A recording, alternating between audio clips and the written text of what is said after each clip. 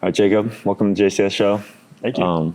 Yeah, excited to have you on. So, for context, I always lay out the context at the beginning. You're an intern at this gym. This is where I work, it's a terrain gym. I really like this gym. And yeah, I like your perspective. I think that you ask really good questions and you're just doing cool things on the side with your own training. And Yeah, thanks. I don't know. So I just thought it'd be cool to sit down, have a conversation, record it. But yeah, just give me a little backstory. Where you're from? How'd you end up here in Bellingham? And what are you doing here? Yeah. So I was actually I was born in the UK. My dad's from Yorkshire, kind of northern England, and so I was born over there. And then my mom's from kind of the greater Seattle area, so we ended up moving back just north of Seattle.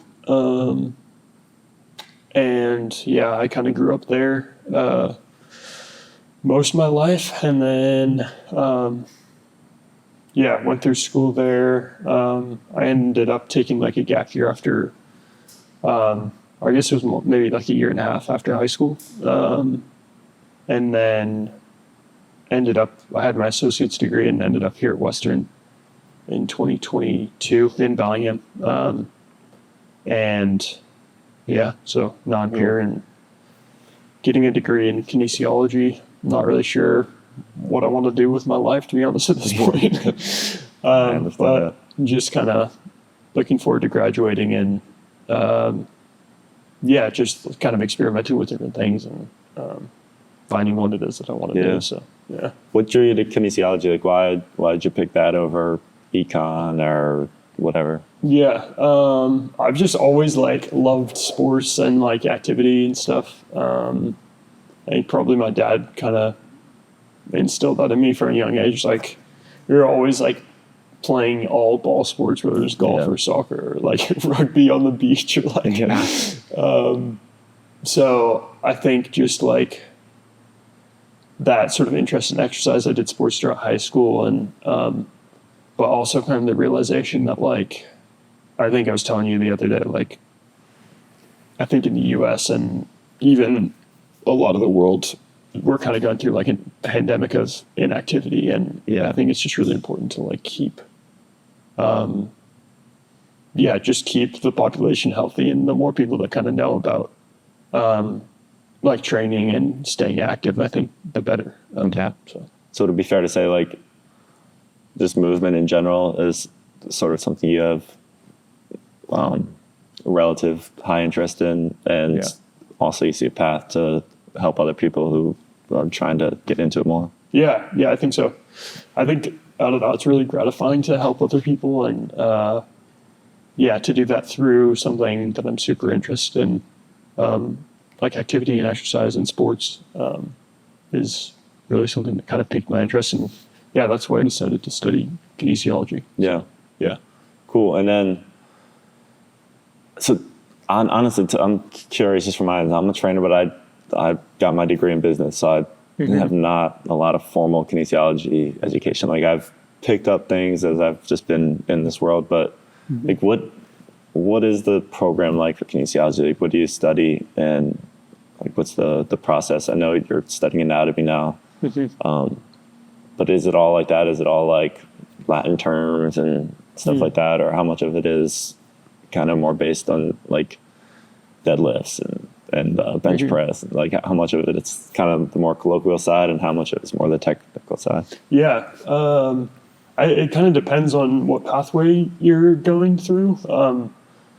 I think there's I'm the exercise science track of the kinesiology program, and I think there's a pre-healthcare track as well. Okay. So for that degree, it's more science focused, and there's more you have to do chemistry and physics and I think biology pathways as well. But for exercise science, it's it kind of encompasses sports psychology. So there's been kind of a couple required classes in that realm, and then there's also multiple anatomy classes. There's functional anatomy, which I'm taking right now, and then anatomy and physiology, which is, I guess, the prerequisite for functional. What is like functional anatomy? Like, what does that mean? Like, how is that different from the other stuff? Yeah. It kind of gets rid of the physiology portion, I guess. And then it's more, I guess it's just like a practical application of kind of what we learned in the first like anatomy and physiology class. So like, I guess the big emphasis is learning most of the muscles actions. So yeah, like what they do, whether they do like abduction or adduction or rotation or whatever. Okay. And then where they originate and insert. And then I guess we haven't really like applied that to like an exercise sense, but certainly like shadowing here is kind of, it definitely gets the gears turning in terms of kind like of cross references what you're learning in the classroom. For sure, yeah. And like I'm seeing new exercises all the time that like, especially that you're coming up with like crazy stuff. And I'm like thinking about like what like muscles are involved with that exercise and whatnot. So yeah, there's kind of like, I guess a sports psych kind of side to it. I guess just like basic science side to it. And then the anatomy portion is a big side of it as well. And then there's also kind of like, I haven't taken, I know there's like a program design class as well. And then there's kind of a class I'm taking right now, which it kind of sets you up. I think it's based on the ACSM, like curriculum kind of. So it kind of sets you up for like, if you wanted to get like a personal training, like license or something. So yeah. That's cool. What's the sports psych like? When I moved to Bellingham, I was doing memory training at the time, and I've since transitioned to physical training, movement training. But I reached out to some of the professors in that department, and I was strongly considering like I even like filled out the application. I just didn't press submit since the last second. I was like, no, I'm not gonna do it. But yeah, what's the sports psych program like? That's what I was gonna apply to if I did follow through with that. I don't know like the actual like program itself, but at least the sports psych classes that I've taken, I guess are really tailored to. I think it more kind of thinks about like athletes, talking about like athletes and like how to keep them motivated and like how to work like maybe as a coach as well. So it's like competition preparedness? Yeah. Yeah. So I guess there's kind of an aspect of competition preparedness, but also people who are new to exercise and stuff, because that's like a big, and it can be a very difficult transition to make from going to being like having a sedentary lifestyle to an active lifestyle. And I think a big emphasis of the sports psych classes I've taken here kind of focus on like how you motivate those people and how you like keep them active over the long term, keep them in that like maintenance like phase, I guess. So yeah, I think that's like a big part of it. Yeah. So it kind of gives me an idea of your education and what you're studying, but when it comes to like your personal training, what do you do? Like what types of movement are you into currently? You kind of referenced ball sports in the past, but do you still do ball sports? Yeah, I still play like intramural soccer. So I guess not at a very high level, but it's I think soccer especially is like my absolute passion. I'm a huge Liverpool supporter, so I watch soccer all the time. And we always had, I won't get too much into it, but I feel like I always had kind of a soccer ball at my feet in the backyard. I was watching like YouTube videos of people like doing skills and going to try and replicate it in the backyard, and we built like a little goal in the backyard and stuff. So I play a lot of soccer as much as I can, and then I ran in high school for 3 years. So I tried this year. I'm trying to run every day of the year. Tell me a little bit about that. Like what's your daily goal and how's that going? And just for anyone watching, we're March 8th right now, I think. Yeah, early March. So it's we're over 2 months into the year. But that's 60, 70 days in. How's that been going? Yeah, no, it's been going really good. I set the bar at like 2 miles a day was the minimum, and I think I got through that through like mid-February. And then there's a couple nights where like I procrastinated on homework and it was like 11:30 p.m. I was like, oh, I just am gonna like run a mile. So now the minimum is a mile, but yeah, I'm just I don't know. I guess I'm just trying to like build mileage without going too far overboard. Yeah. So I've kind of been doing like 2 or 3 week blocks of building mileage. I think I'm gonna try and go like 55 this week, and then eventually it'll be like next 3 weeks to like 50, 55, and 60 maybe, and then drop off to like 30 for the next week. Okay. So progress for 3 weeks, deload for a week. Yeah. And then just keep staggering up. Do you have Yeah, a goal for it? I Like, think so. are you trying to get to 100 miles a week, or are you trying to go for 6 months of daily running, or are you just going till Yeah, I guess I don't really have like an exact goal in mind right now. I do want to run the New York City Marathon if I get into it in November. Okay. So eventually, I guess the training will kind of transition to more like some like speed work or like Yeah. mile repeats or 2 mile repeats or whatever. But for now, it's just like, yeah, I just think it'd be really cool to run for the year and just kind of like trying to stay healthy. And like you said, I think it'd be cool. I've never run 100 miles in a week, so that'd be like a cool Yeah. challenge to maybe build Yeah. up to. Yeah, and I'm kind of interested in doing like some like longer. I follow people who like on social media and stuff are running across America, and Yeah. there's a guy running across Africa as well right now, and I think those are really like inspiring stories, and the idea of like covering that amount of ground self-propelled like on foot when all these cars are like racing past you, like Yeah.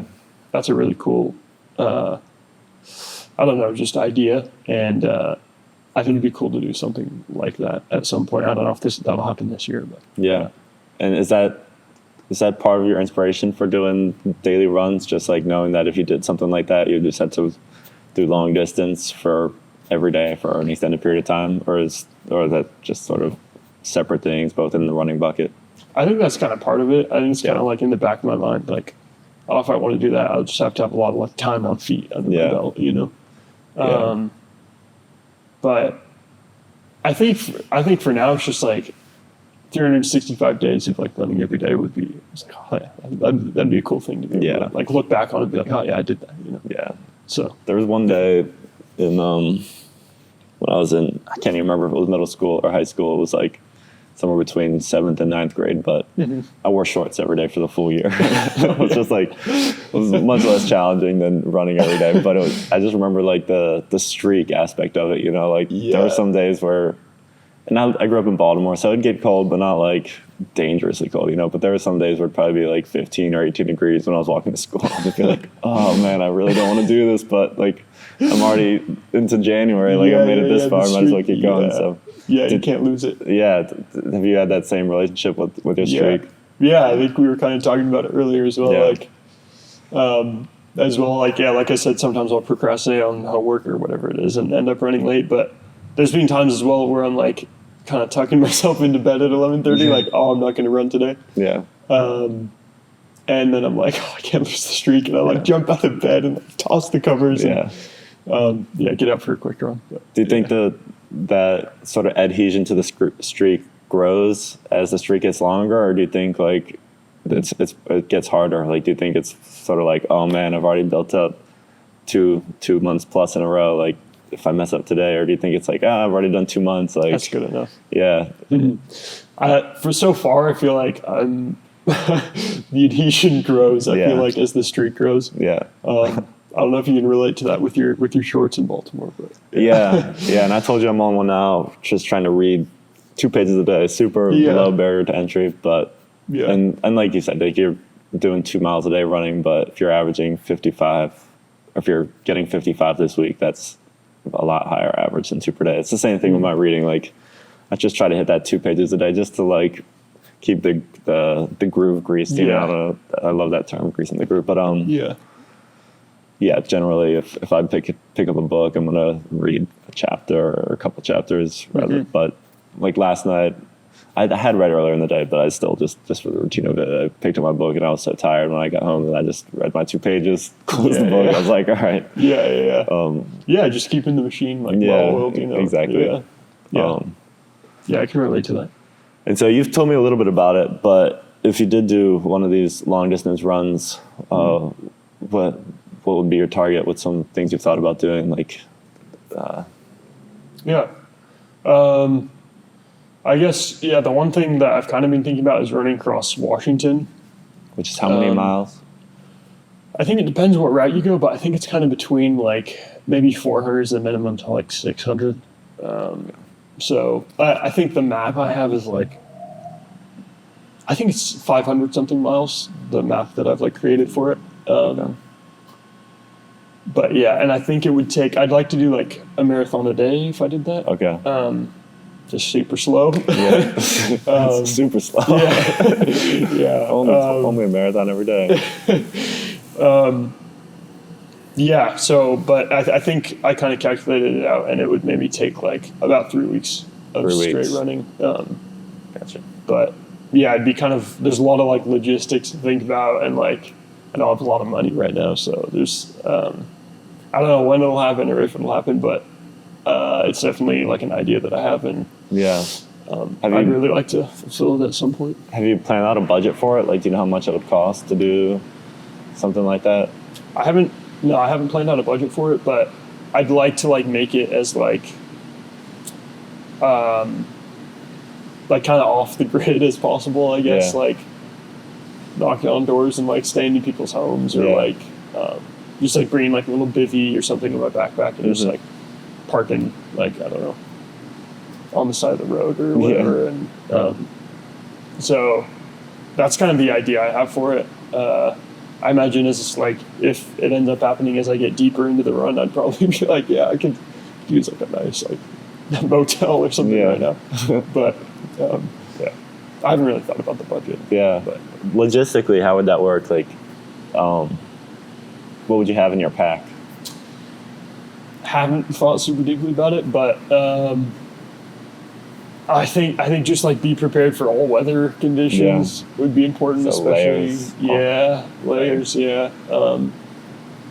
But I don't know, but like packing light as well is like Yeah.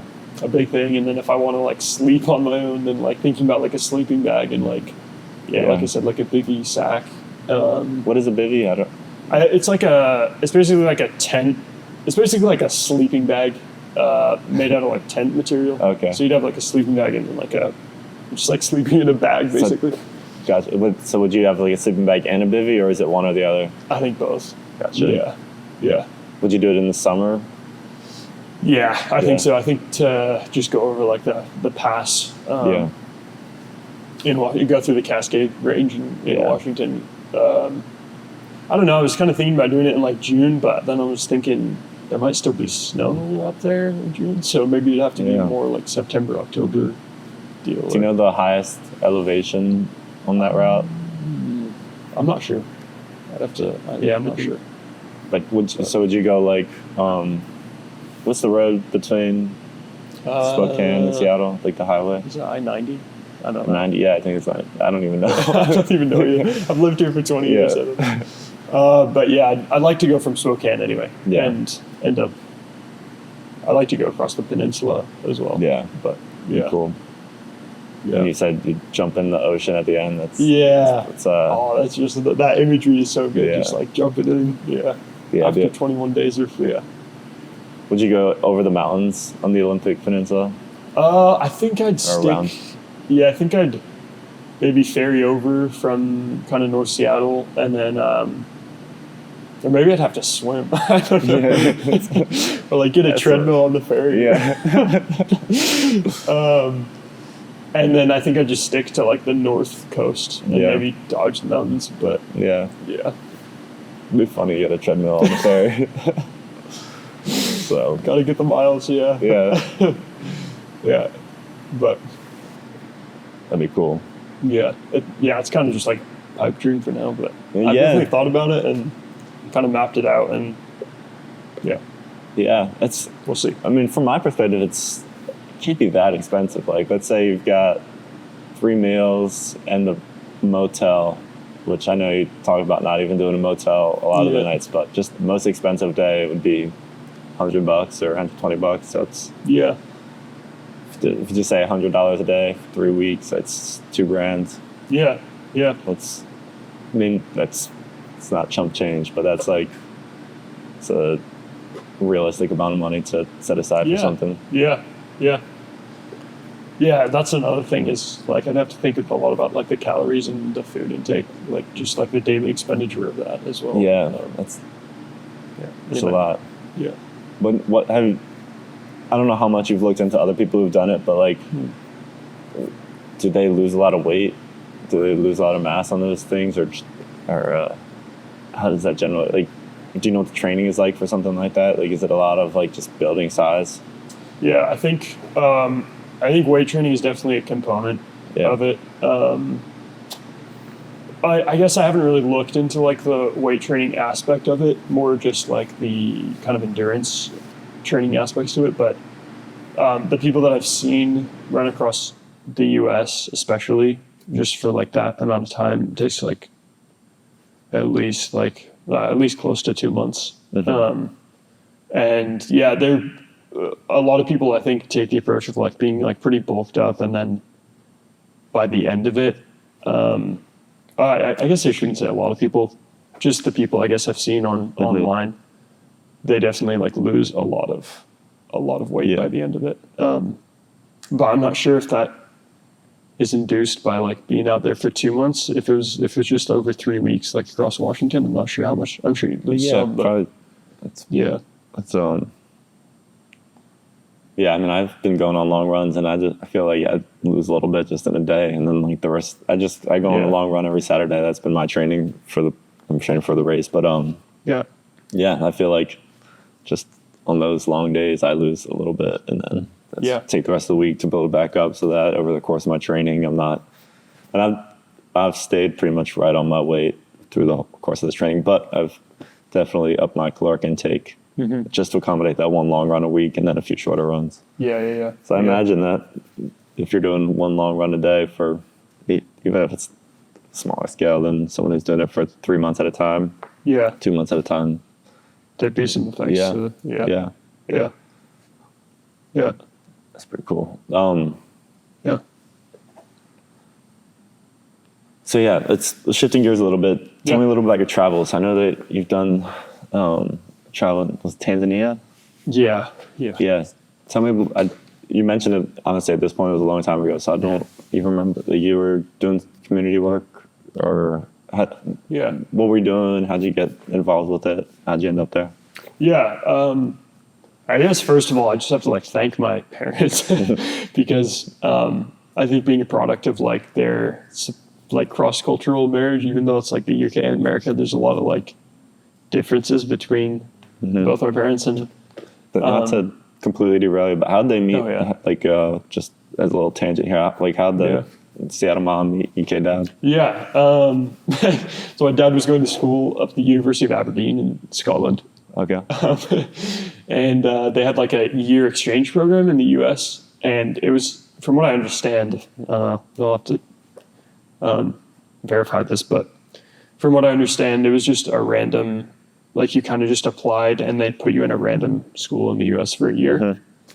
And he told me his friend was devastated because he got like, or he wasn't devastated, but he did like a year in like the University of like Wisconsin, and he was kind of just like in farmland or whatever. I don't know if it was Wisconsin, but he got the University of Oregon anyway, and my mom was studying there.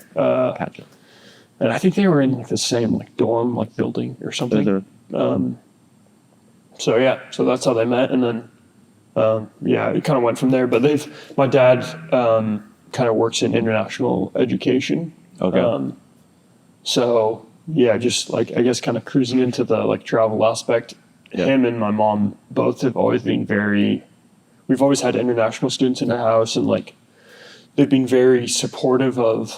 I've kind of always wanted to travel at some point, and I kind of worked throughout high school, and they were very supportive of just me going off and doing that. And I'm really grateful for that, because I think a lot of people, at least where I grew up, kind of like middle class families want their kids to just go like straight off into college, and go get the degree and get the job. And my parents are just like, yeah, there's no rush, and like do whatever you want to do, and so long as you can kind of support yourself out there, you know. Mm-hmm. So yeah, I'm really grateful. Yeah, for them in that sense. Yeah. So then, is that, did you go to Tanzania during that gap year that you mentioned before, or was that a separate adventure? Yeah. So I actually went to Tanzania last summer of 2023. But my first kind of all my travels has kind of been facilitated through a program called Workaway, Oh yeah. where you can like work in exchange for room and board, basically. And basically, it just allows for like super cheap travel, and you kind of get a complete, like a total, like a fully immersive experience with whatever host you're with.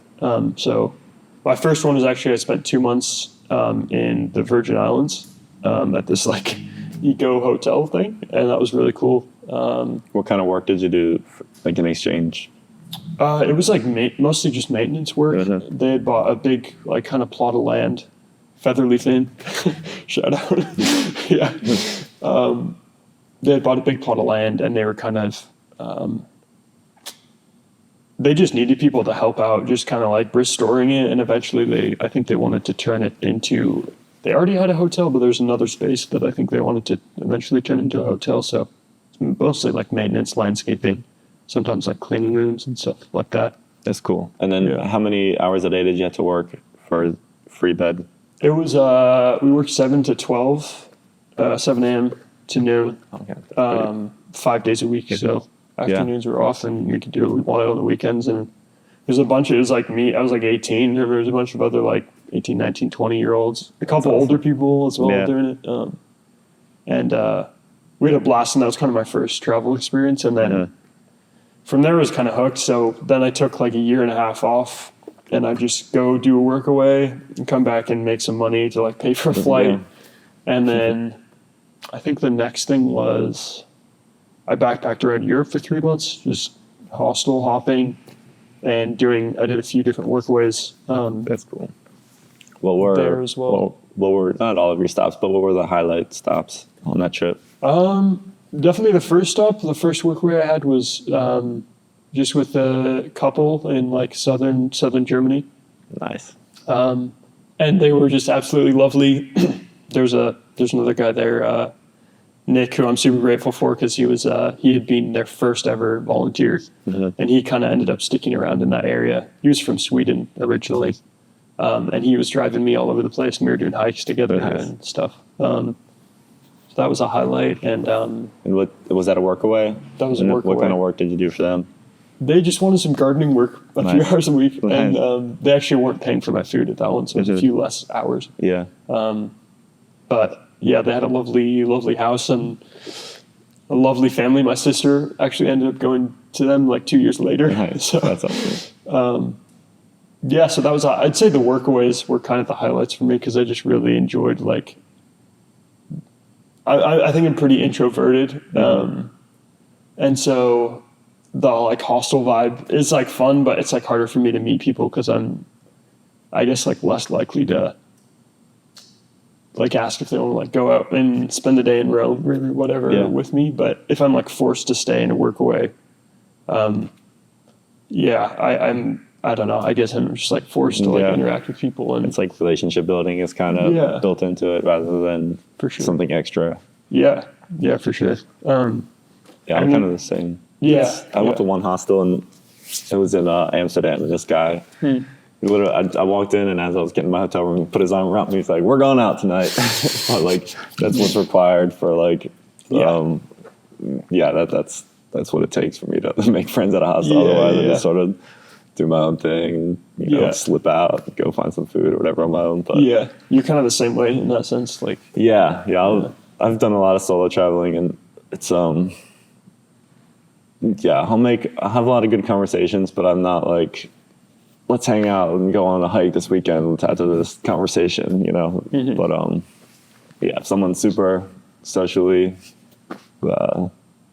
forthcoming, you know, then they'll wrap their arm around me. But otherwise, I've done workaways too, and then I've done long stays where I'm paying for my place, but like less expensive, and then it kind of ended up developing a relationship with the owner. There's one cool spot in Costa Rica where I made friends with this lady, and I went back the second time to stay with her. But Yeah. yeah, but Yeah. all right. So Germany, what were some of the other stops on that Europe backpacking trip? Germany. Southern Germany. Yeah, southern Germany, which I loved. I think that was my favorite spot. Just the Alps, kind of go through there, and Awesome. yeah, and then it was mostly just Western Europe, pretty like basic stuff in terms of Europe, I guess. And then I kind of went into like Switzerland and Italy. Italy, I had a really good workaway with a couple Belgian people they were really inspiring. They were like 18 and they were bike packing to Greece from Belgium, and then taking the ferry, bikepacking to Italy from Belgium, and then taking the ferry over to Greece and biking back up through Eastern Europe. And I fell in love with them I was only there for a week, but the three of them were just absolutely hilarious. Yeah. And I loved my time there. Are you communicating in English with all these people? Yeah, I'd say like most people speak English. Americans English is such a hack. Yeah. If you know, yeah, that's true. Yeah, I just feel like, I don't know. I feel like Americans, especially, are so like, I don't know. It's just like, what's the word? Just like kind of unaware that like other languages exist a lot of the time, like other places exist. Yeah, and I like feel bad that I like don't know another language like to a fluent extent. It's more like ambivalent than there's aware. Just I don't give a shit.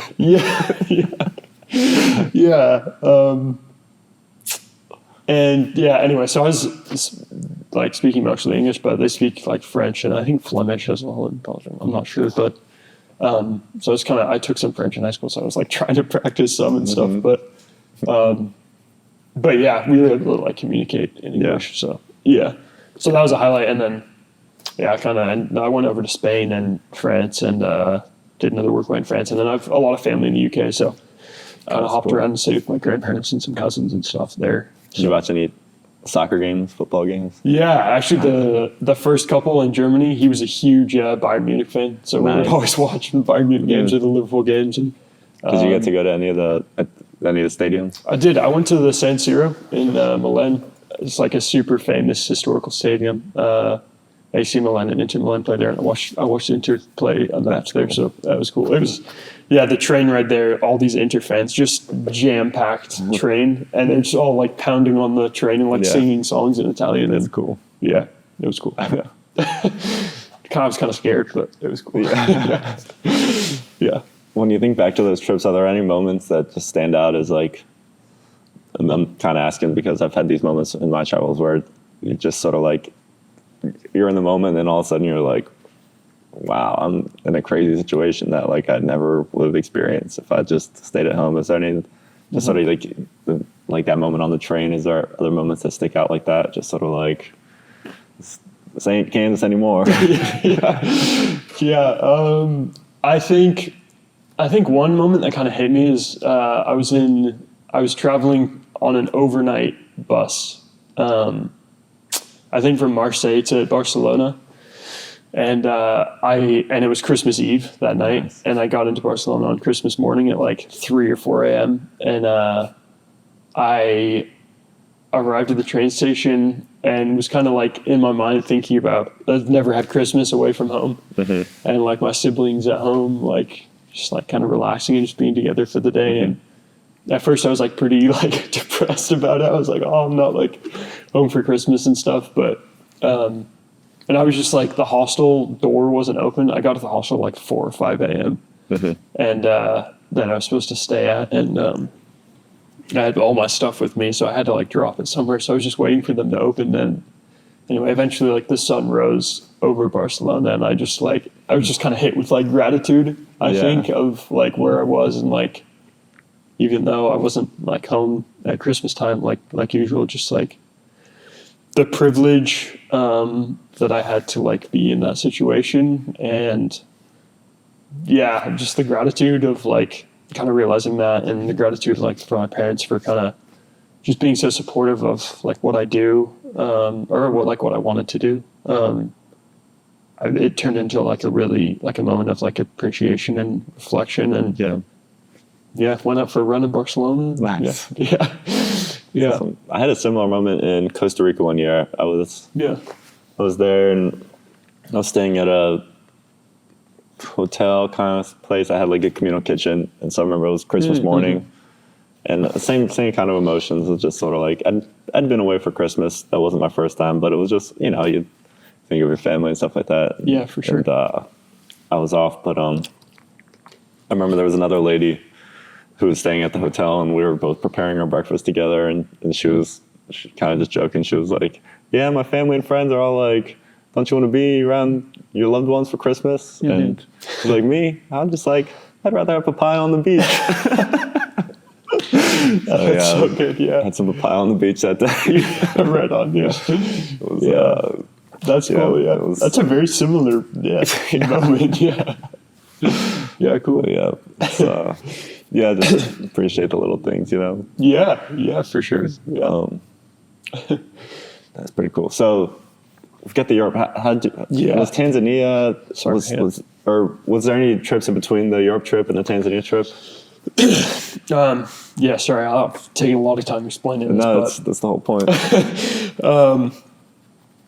So there was one. I came back and worked to make some more money, and I ended up going to like really northern BC for a workaway for like 2 or 3 months in the summer of, I think it was 2022. Before I started university. And that one was at this really cool lodge, middle of absolute nowhere in BC. Bears everywhere. What kind of bears? Grizzlies and Nice. I think black bears as well. But I'd like to check that out. Bears are cool. Yeah. They're scary. Yeah. It was scary. It was funny. It was like scary at first, but you kind of like got used to it as well, like just seeing bears around and stuff. And that was kind of a cool thing to, I don't know, to like, I mean, I guess you shouldn't like not be afraid of bears, but to kind of be more comfortable around them was kind of a cool thing. But that was really fun. There was a bunch of, there's a lot of German people up there that were working there. It was just kind of maintenance again before their like, before their season started, of like, they only have people in the summer because there's so much snow in the winter. And there was a couple people from the UK and Australia, and actually the German couple, they ended up coming back to my house and staying like a night or two, I think, in Seattle. They came and visited, cool. So that was super fun. But yeah, just the people you meet through that is, I don't know, it's incredible. So and then so then I did a year at university, and then last June I was like, okay, I can either work and stay at home for the summer or go do something crazy. And I decided to go do a workaway in Tanzania for like 2 months, and then I ended up going to Kenya as well, at 10, the like running mecca of the world, I guess. And so I did that like last summer. That's cool. First Tanzania, then Kenya, but what was the workaway in Tanzania? What'd you do, or what was the situation? It was at a school called Satino, and I was being hosted by the like founder of the school. His name's Weza, and he was lovely. So, and the work was like, we'd go to the school every day, and just like help out the teachers with whatever we could. And, just kind of like help out in the classroom. And then also they had like a soccer program attached to the school as well.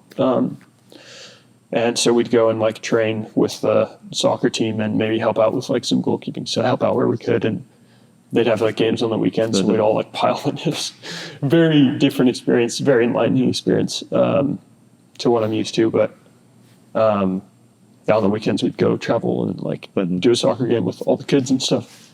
But yeah, it was incredible. Just like from day one, so much stimulation from everything. Like even just driving to the host home, just cars everywhere, honking everywhere. And I absolutely loved it. I was lucky enough to stay with an Australian cougar who's still a close friend. He actually he went back there. I think he just arrived probably less than 24 hours ago. And he ended up starting his own like nonprofit organization, and it's going to be kind of based in Tanzania to start with. What's do you know what it's called, the organization? I actually don't know what he's called it, but it's basically his idea is to there's a lot of people unemployed down there, and I shouldn't say, I don't know why I said down there. In Tanzania, there's a lot of like unemployment, and his idea is to kind of help create sustainable businesses for people who might be unemployed and like raise money to like start those businesses and then like kind of help them get to a point where they're self-sufficient. That's super cool. I guess, yeah. Yeah, I'll try to remind you, but let's find the name of that organization and then I'll put a link or whatever in the description on the video. Yeah, that'd be great. Yeah, I'm curious about it for myself, but just also if anyone's watching, that'd be cool. Yeah. So it's Tanzania. Yeah. And then was Kenya, did you do work away there or was that just a stop? Yeah, Kenya wasn't a work away. So I took a bus to Nairobi from Arusha. Actually, a motorcycle crashed into it was like a van. A motorcycle actually crashed into our van on the way there. So that was a weird experience, but yeah, anyway, the guy was okay. And we eventually got there. It just took a freaking long time, but so Kenya I wanted to stay in a place called Aten, which is where like, I don't know if Eliud Kipchoge is from there, but a ton of long distance runners are from Aten and train in Aten because it's at such high elevation. Oh, okay. Isn't this really big mountain in Kenya, right? Like the biggest in Africa? Kilimanjaro is in Tanzania. Okay. Very close to the Kenyan border, but that's around there. And there's a lot of, like just high elevation spots, I guess. Do they get snow? You know, is there like snow on the peaks? I actually climbed to Kilimanjaro, and there's a big like glacier. Go to the top. Yeah, that's awesome. But there wasn't snow when I was there, but it was definitely cold enough to snow. I think we just got lucky with the weather. That's cool. Yeah, but I wanted to go stay there, so that wasn't a workaway. That was it was an Airbnb for like $7 a night or something, and it was like a house. It was like I was like, oh my gosh, this is crazy. I was hosted by this woman, Green, who again was absolutely lovely. This Kenyan woman who, I don't know, she was just a really interesting person. It was really interesting to just get her perspective on just like life and like she kind of helped me get connected to like a group to run with every morning, and so I'd run with Wilfred and Brian every morning in their group, and it was pretty funny because they're all just like they just look like just beautifully well-tuned athletes. And was it hard to keep up? The elevation got me big time, and at times it was definitely hard to keep up. But to be fair, they do a lot of their like easy runs at a very easy pace. So I'd run with their group every morning. I was just like 6 foot, like 180 pound, like white guy, and they were just like all like they're like 5'6" and like super light. So I just stuck out like a sore thumb. But it was a really good experience. I ran there for like 2 or 3 weeks and trained with them, and that's awesome. Kind of lived around it, and so it was really cool.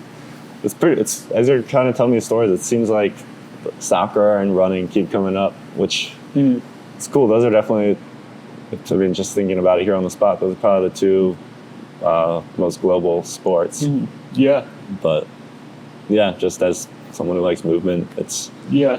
those are good movements to be obsessed with, because no matter Yeah. where you go, you'll find people who are running and playing soccer. For sure, yeah. It's insane. Like anywhere I've been in the world, there's always like there's a soccer field next to the Eiffel Tower, next to the Coliseum. Yeah. You drop a ball anywhere in Tanzania, kids will come flying from all angles, like wanting to play. That's awesome. Yeah, I mean, it's called the beautiful game for a reason. You know, it's a global sport, and and running as well. Like, it's like a mode of transportation in a lot of countries outside the U.S. I feel like, and I feel like, I don't know, it was really cool to like see that, and I think you're right. Like, they're both just very like global. And then it's running kind of a practical like sport thing to be able to do. So I've never really considered soccer to be like my sport. I played when I was younger, but like since I stopped when I was in middle school, and since I stopped playing organized soccer, I think I've probably played more soccer outside the U.S. than inside the U.S. Oh yeah, it's just like wherever, Guatemala, Brazil, wherever I end up, there's always just soccer games going on, and people are like, "Hey, come on!" It's so cool. It's just like pick up. Sometimes on like blacktop, sometimes on a field. Yeah, it's dirt, but it is very global. Yeah, it's incredible. Yeah, super cool. Yeah. Yeah. So looking forward, I know you said you don't really know what you want to do with your life, but like, it seems like there's some common themes with the movement. Like, do you think you're gonna stay doing something in the movement world? Yeah, I think I'd really like to. I kind of had like shadowed some physical therapy places in the past, and it was kind of like initially I thought that's what I wanted to do, but it's kind of like at a slower pace. I think that I'm kind of interested in. And I've worked a lot of like construction jobs and stuff, and I like working with my hands and like moving around, and so being shadowing here at Terrain has been really nice, because like every morning, I don't know, at like 5:30, there's always people that are like up and at it and like ready to exercise, and it's inspiring, and it's just like an atmosphere that I really enjoy being around, even if the wake up kind of hurts sometimes. So I think I'd really like to do something with exercise. I think my initial plan is to try and get a personal training certificate this summer, and just kind of see where that takes me, I guess. Yeah.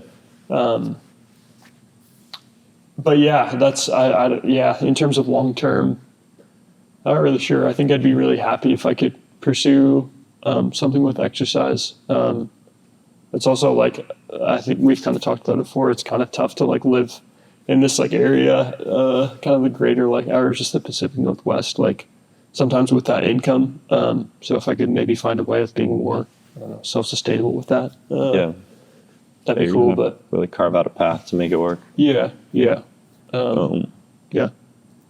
man. Do you see international adventures? Like, is that just something you're doing in your early 20s, late teens, just because it's a good time to do it, or do you think that's like part of your lifestyle? I think a bit of both. Like, if what the future holds for me is kind of, I think like those are kind of my two interests, like international, I don't know what you call it, like relations, or and then kind of like the exercise path. And I'm not sure like how those two things will kind of weigh in my future, but I hope they both like play a role. And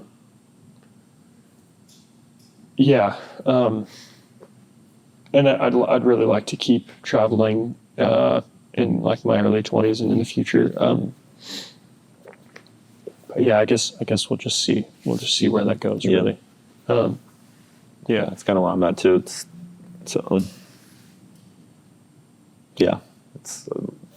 I've traveled a lot, especially when I was younger, but I never want to stop traveling. It gets more complicated. You get more things kind of relying on your life, but I think it's something that's what I do. It's part of how I like understand the world and compartmentalize things, is seeing different perspectives. Yeah. Yeah, for sure. Yeah. I think that's so valuable. Like, just, again, maybe it's kind of like an American stereotype, but I feel like a lot of people don't listen. Yeah. Or, I don't know, maybe just like, I don't know. I think we're a very like self focused society. And I think just like listening to others' perspectives and just getting exposure to other lifestyles and ideas and is one of the most valuable things you can do. And just like asking questions about people and like, yeah, I don't know, for me, it's like really like gratifying. And I really appreciate it when, I don't know, I see people like doing that with me as well. And like you have, Jake, here at Terrain. And yeah, I don't know. I just think it's really important to just like get different perspectives. For sure. Have you felt like your listening skills have improved the more you traveled? I hope so. Yeah. It's funny. I think I'm a good listener, and then like I'll just catch myself sometimes just like zoning out. Like when someone talks, I'm like, oh, I'm like a terrible listener. But I really do try to like consciously listen to what people are saying and like ask like questions that like I don't know, just not be afraid to ask like questions. And I think like as I have traveled, it's probably, I hope it's improved.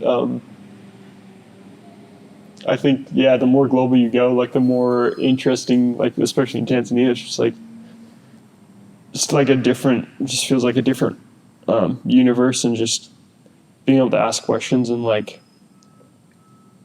better understand their like way of life is like really I don't know, it's just really valuable. I feel like a lot of people, it's very like simple life in East Africa, and I think here maybe we are too complex with things sometimes, and I think that was kind of a big takeaway I had. And even though like the monetary status of the population down there is different than like what we have up here, I feel like the happiness levels and just like the communication levels and the community that the places that have been in Tanzania and Kenya have are much more valuable than a lot of things we have up here. Yeah. So there's a phrase in a song I like, the hustling backwards. And I think about that a lot. It's like, I don't know. I think a lot of what I've observed is just people, they're putting in all this effort and things are progressing, they're moving, but like at the end of the day, I kind of sit and wonder, like, is it better? Like it's like, is all the effort that's been expended, is that like really improving the quality of life? Yeah. That, or is it improving it to the degree for all the effort that's gone into the hustle? So I don't know. I think about that a lot, and I kind of joke about it with one of my buddies who we used to listen to that song together. Just people hustling backwards. Hustling backwards. Yeah, that's a great phrase. Yeah. But yeah, I've definitely observed that. It seems like, I don't know, with the more like advanced the society is, the more prone to that backwards hustle you are. Like, and it's not necessarily bad. Like, it's good to go, go get whatever you want to go get. But I don't know. I think sometimes there's like the objects that we strive for are kind of like not necessarily aligned with like just the general sense of well-being that you could have, like in those moments where you're sitting on the street in Barcelona, watching the sunrise. What's that, Barcelona? Okay, good. At a moment where it's like, sitting on the beach, eat papaya. It's like, I don't know. I don't think that would have been better, like sitting on some terrace or, with my Gucci slippers or whatever. I don't think that would necessarily for sure. make those moments better, higher quality. Yeah, There's a book called Zen and the Art of Motorcycle Maintenance, and I'll put that in the description. Any books that come up, I always put in, but it's basically like just a 300 or whatever page rant on the concept of quality. But to me, that's kind of been like what I use to guide like whether or not I'm hustling forwards or backwards. There's like, am I gaining or losing quality? I think about that book a lot, but just I've kind of developed my own relationship with the idea of quality. But I really think about quality a lot. Like, is it high quality or is it low quality? Since I don't know, I think a lot of times the sticker price doesn't reflect quality of whatever it is, you know. Yeah. But so I'm chasing quality, but it seems like you're in your own way kind of doing the same thing. Yeah. I think it's just like really. I think traveling as well, like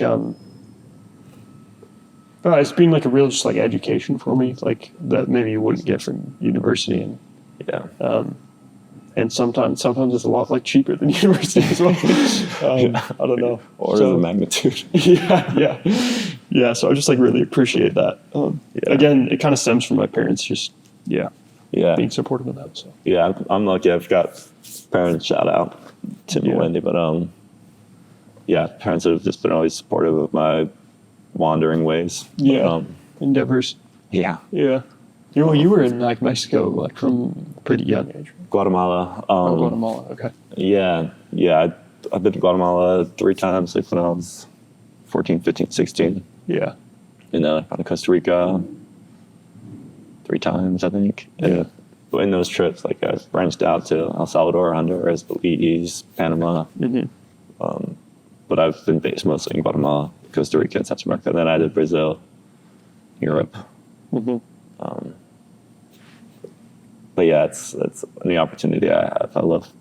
I feel like the rate of information uptake is so much higher when you're somewhere else. Like it's like when it comes to learning, I think there's like a resistance that you have to overcome. Like if you want to, like me right now, if I want to go open up a string theory textbook or something like super above my knowledge level, like there'd be so much resistance. Like I could, if it's a well-written textbook, like I could read it and understand it and look up Wikipedia entries to fill in the gaps that it's, the missing context, and I could learn it. But like every time before I open up the textbook, I'd be dreading it, and 5 pages in, I'd be dreading it even more. So there's there's a lot of resistance, but when I'm abroad, I find there's like no resistance, or almost like it's more resistance to fight learning. Like it's the learning just happens. Like it. So I think a lot about that, and it's the same with training too. But especially with learning information, it's just like when you're abroad, the learning just happens. You don't have to like try. You don't have to like force yourself to get through the learning process. It's easier if you just learn. If you figure out how to say strawberries in the market, then you can go get the strawberries you want. So it's just you figure out cultural things, language things. It's no resistance. If anything, negative resistance. You get to use it when you learn it. It's like a very like functional, practical, almost like a fight or flight like way of learning, especially if it's like how do all like particular language things. If I don't go get oranges at the market, like exactly, I'm not gonna eat today. I was talking with one of the guys in the gym the other day about the burn the ship saying. You know that one? Yeah, I haven't heard that.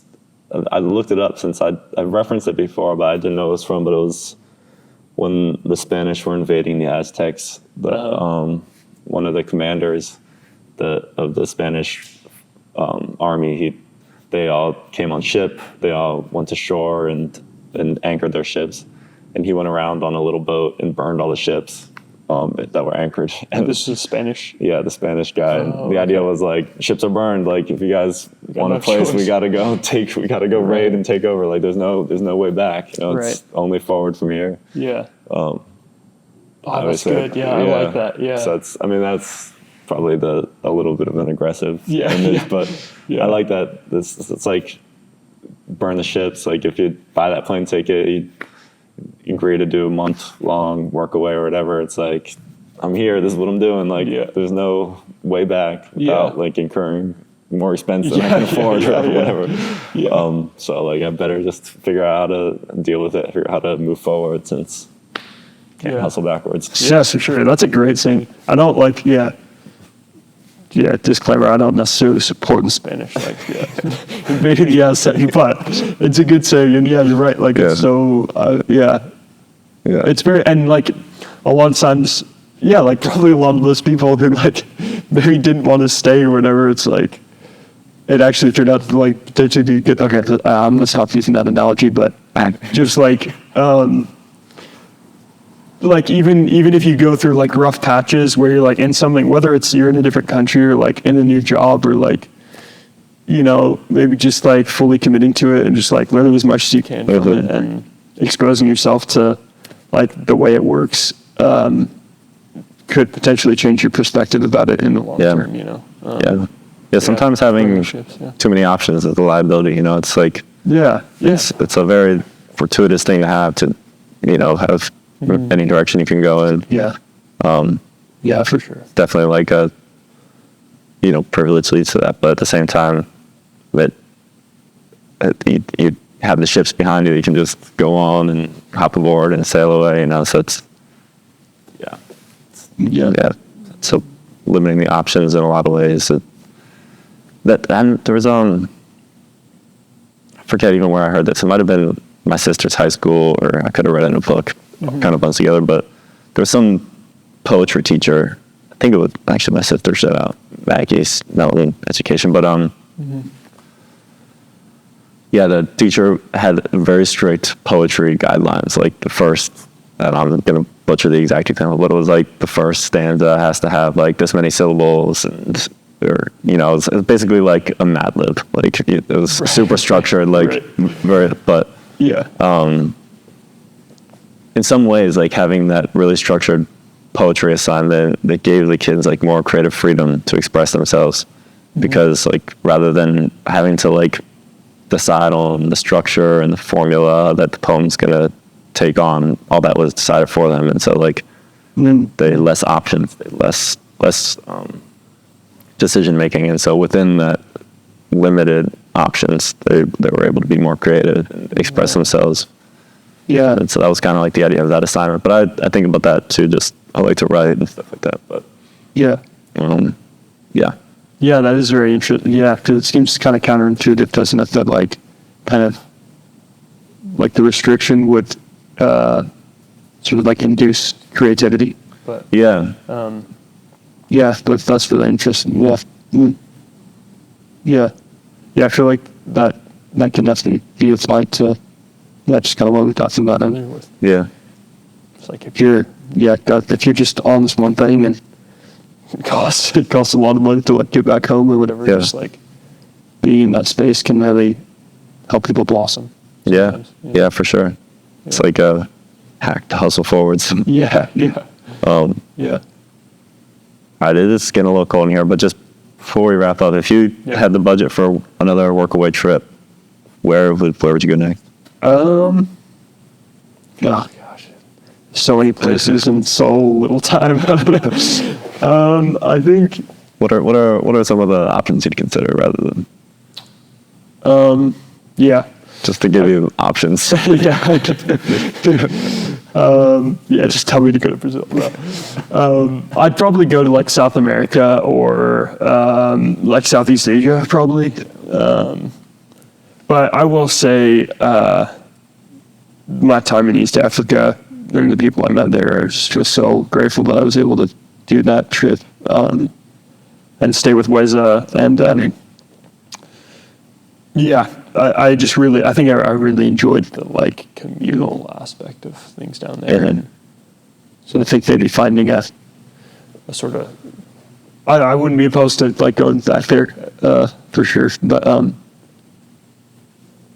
I think for now, I'd probably say South America. I don't know any Spanish. I think it'd be cool and very practical to learn some Spanish. So probably go down there. What about you? What do you do?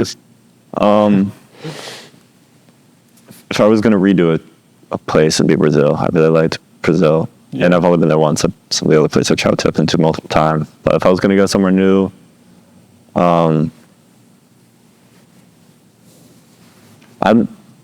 interested in like Eastern philosophy these days. So I would like to, and movement. Like, I think it'd be cool to go train martial arts, do a trip in, like China. My mom was talking about doing a trip to Tibet next year, 2025. Yeah. So that would be like a subsidized ticket there, and then I would probably try to stay and go to China and Japan and Thailand. Interest in martial arts, but also just the culture and the medicine a little bit, like the acupuncture. I really like their approach to healing. Like they kind of view things more holistically rather than like, what are the symptoms? How do you annihilate those symptoms of the problem? You know, it's more just like, what are the symptoms and what's like the imbalance that's manifesting those symptoms? How do we bring that imbalance back into balance? But so I read some books on it, but and I think when you're there, just like the learning is so much faster. So it'd be cool to find some sort of a setting where I'll just be around that and be able to experience it firsthand, so I don't have to just like force myself through the resistance of reading these books to understand it, you know? Yes, that'd be incredible, yes. Yeah. So, but yeah, like you said, there's so many places. Like, there's so many places to go. Yeah. Yeah. Good stuff, man. Anything else before we wrap up? Anything you wanted to mention? I think that's all I got. Just, thanks for having me on. I really appreciate thanks it. for coming on. Yeah. It was a cool conversation. Yeah, definitely. Yes, appreciate it. All right. Voila.